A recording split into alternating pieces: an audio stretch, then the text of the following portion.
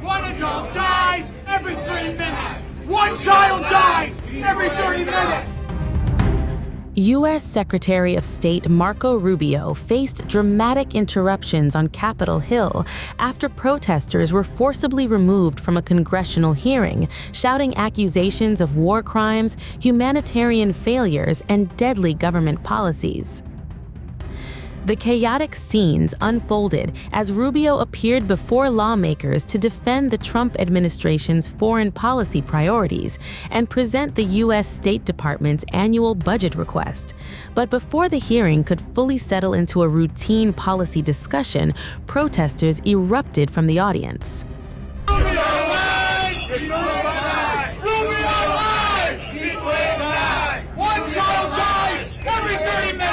One child dies every 30 minutes! One child dies every 30 minutes! Rubio lies! He will die! Rubio lies! He will die! Rubio lies! He will die! Rubio lies!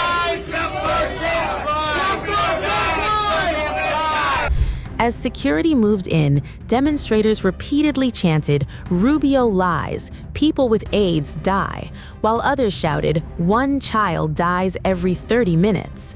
The protesters were dragged, while some demonstrators continued yelling as they were escorted away, creating a tense atmosphere that immediately overshadowed the start of Rubio's testimony. The disruption highlights growing anger among activist groups over the Trump administration's foreign policy decisions, particularly following months of escalating international tensions and controversial diplomatic initiatives. Rubio's appearance before Congress was already expected to be contentious.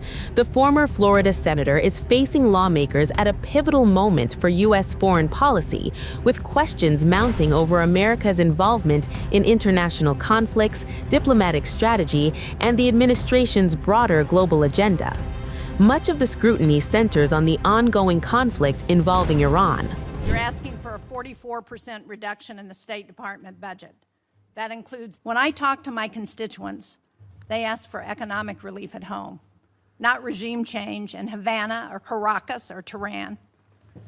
Instead, you sent Congress a war powers notification saying we are not in active hostilities with Iran, while the U.S. was conducting strikes against Iran and Iran was bombing U.S. embassies and bases throughout the Middle East.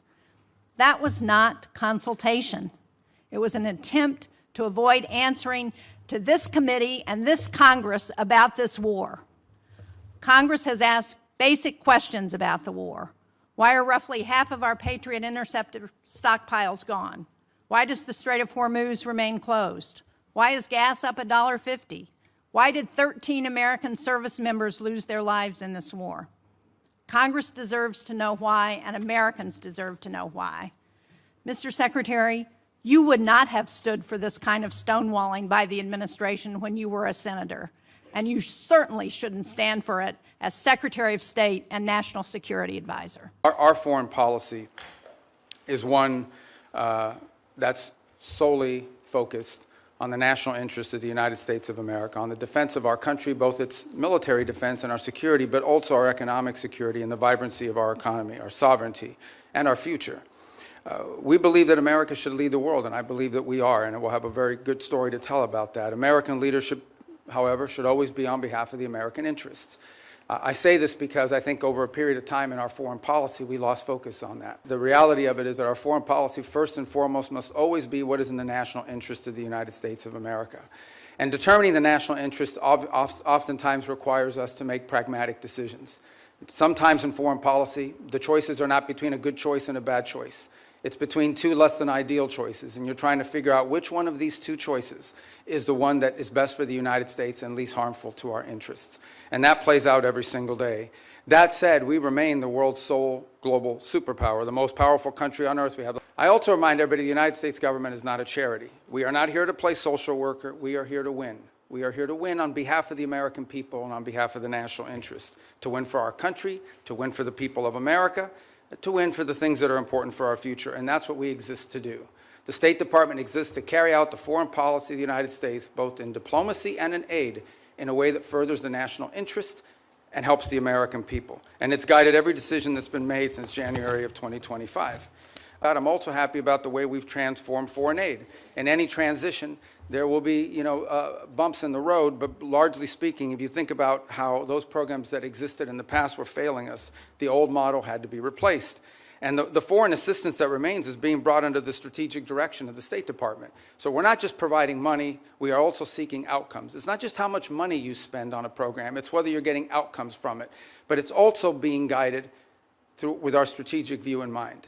And that means that we are able to provide aid not just all over the world, but specifically targeted at those most in need and those places around the world most important to the national interest of the United States. That will remain our guiding principle. That's been our guiding principle in our reforms. Foreign policy cannot be separated from economic policy, from border policy, from energy policy, from any of these other spheres that are critical to our national interest. A country that cannot build ships or produce medicine or control immigration or access vital resources cannot defend its people, cannot defend its interests, and cannot defend its way of life. So our foreign policy continues to be reoriented around the real foundations of national strength. This budget is yet another step, I believe, in that direction. Obviously, the appropriators here will have a huge say on the outcome of what that budget ultimately looks like, as we don't anticipate that for the first time in modern history, Congress will just take up our budget and pass it. We think it'll go through some substantial reforms along the way, and we look forward to engaging you like we did last year to produce what we think is a very good spending bill at that time. So anyway. Congress has asked for an explanation, and we still have not received one.